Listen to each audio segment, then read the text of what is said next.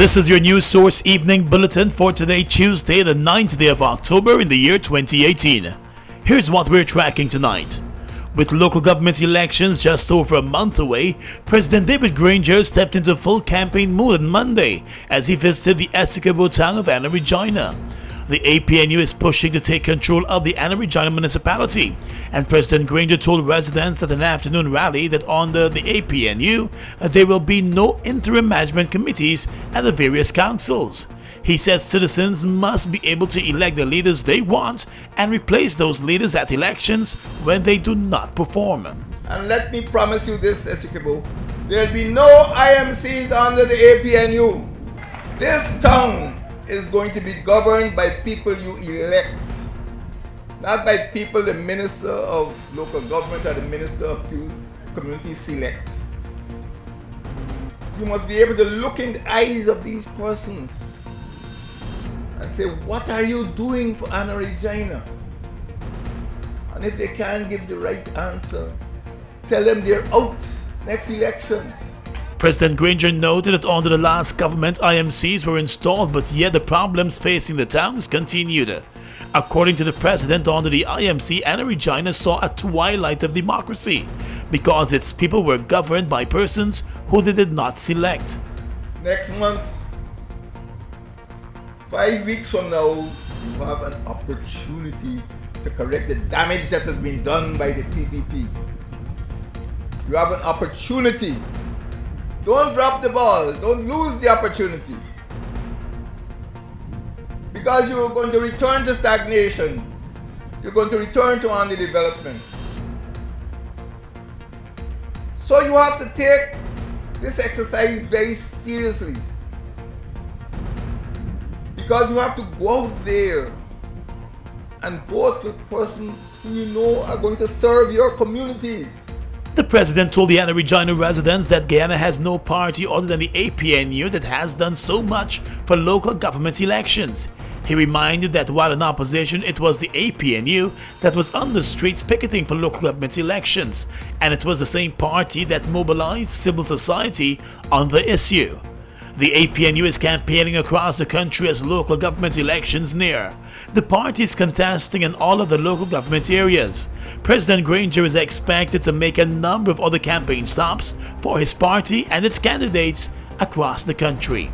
More news coming up in just a moment. This Christmas, get a loan for your dream car with an extended repayment term. Spruce up your home with that renovation you always wanted and take advantage of low or no down payment. Get new appliances so you can cook up a storm. You'll get same-day approval. Plus, you can win a getaway to a destination of your choice. Visit RepublicGuyana.com today to find out how. Republic Bank, we're the one for you. Get ready to ride it, ride it.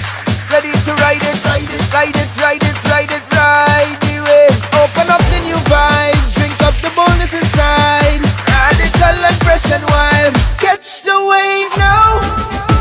Ride bold, ride fresh, ride strong. Come on, ride the wave. Taste the action, satisfaction, perfection. Wave, wave, wave, wave, wave, wave, wave. Ride the new wave of excitement sweeping Guyana. Wave Pale Ale, a premium, full-bodied, strong and refreshing alcoholic brew, crafted to perfection for a bold, young, radical you. Don't settle for anything less. Catch a Wave Pale Ale and ride it today. Wave Pale Ale. Crafted to perfection. Experience our future together at the inaugural Green Guyana Expo and International Small Business Summit, Guyana National Stadium, October 18th to the 20th. Guyana's first-of-a-kind expo supporting the Green State Development Strategy for building the world's first green economy. See and learn how we will protect our environment, preserve our biodiversity, promote the use of renewable energy, and adapt to climate change. The Green Guyana Expo and International Small Business Summit, October 18th to the 20th, Guyana National Stadium, Providence. Start your journey at greenguyana.gov.gy or at Green Guyana on social media.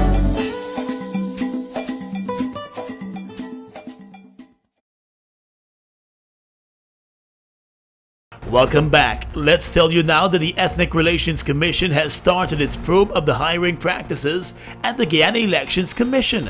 The probe comes on the heels of complaints from PPP-nominated commissioners at the Elections Commission. They have raised concern that GCOM's hiring process does not mirror the ethnic makeup of the country. However, the chairman of the Guyana Elections Commission, Justice James Patterson, believes the organization's focus has been on finding quality people for the job.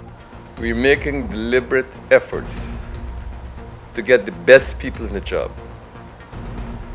Sometimes that collides with ethnic quantities, which are your consideration. For example, like in the interior, you don't expect to find the same racial mix as there is at the coastline, and that should answer your question. At a recent press conference, the Elections Commission chairman expressed concern about the issue of race being used to create problems at the Elections Commission. He said there is need for those pushing the issue to be careful. Our accent is on quality. Our accent is on getting the best people to do the job. Personally, I would make no apologies about that. No doubt we are in that tangent too. But ultimately, when we have to make a choice, quality trumps race. I see nothing wrong with that. I won't quarrel with anybody who disagrees. A retired judge is heading the Ethnic Relations Commission's probe of the GCOM hiring practices. The Elections Commission has said that many of the staffers who are there have been there for several years. The Guyana Teachers Union has started to consult with its members all across the country on the latest offer from the government. GTU officials met yesterday with the president and officials of the Education Ministry. The president convened the meeting and said it appears as though common ground has been found. The government is now offering the teachers a 10% salary increase for 2016, with an 8% increase for this year. Additionally, the government is also making $350 million available for debunching for the period 2011 to 2018. Payments for debunching in 2018 will be made in December, while the retroactive 2016 increase will be made in January of next year, if agreed. The GTU has explained to its membership via its Facebook page that there was an interim payout received for 2016 and 2017 of 6% and 8%. And that means that the final offer by the government for 2016 in particular would amount to teachers receiving an additional 4% and 2%. The union has asked its membership to indicate their thoughts on the offer by tomorrow morning. Union officials are expected to meet again tomorrow with government officials to indicate whether or not they accept the offer. In a statement, President David Granger said it is important for the government and the union to work to complete the process, since it is aware that the teachers have expectations. He noted that the teachers can be assured that the government is concerned about the issues raised and is working to address those issues. On the police blotter, a 19-year-old man from Quarantine Berbice remains in police custody and will be facing a murder charge after admitting to stabbing his 24-year-old friend to death. Dead is Mahendra Suknanan of 69 Village on the Quarantine.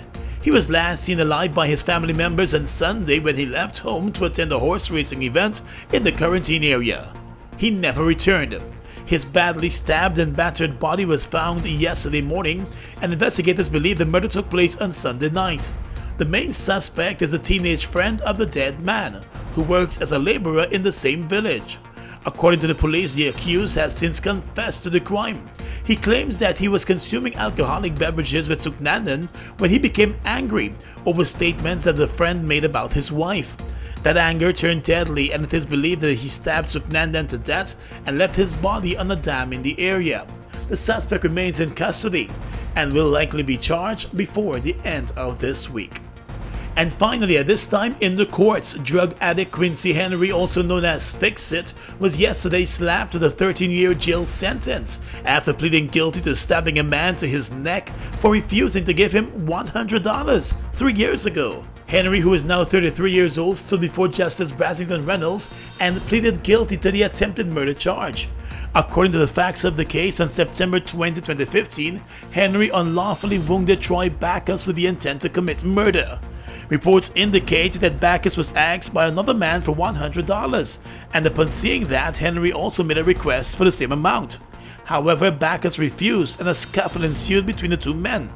It was during that scuffle that Henry pulled out a knife and stabbed Backus to the neck. The accused told the court, however, that Backus attacked him first with several weapons and he, Henry, was only acting in self-defense at the time. A medical report obtained by the court revealed that Backus's injuries to the neck could have been fatal.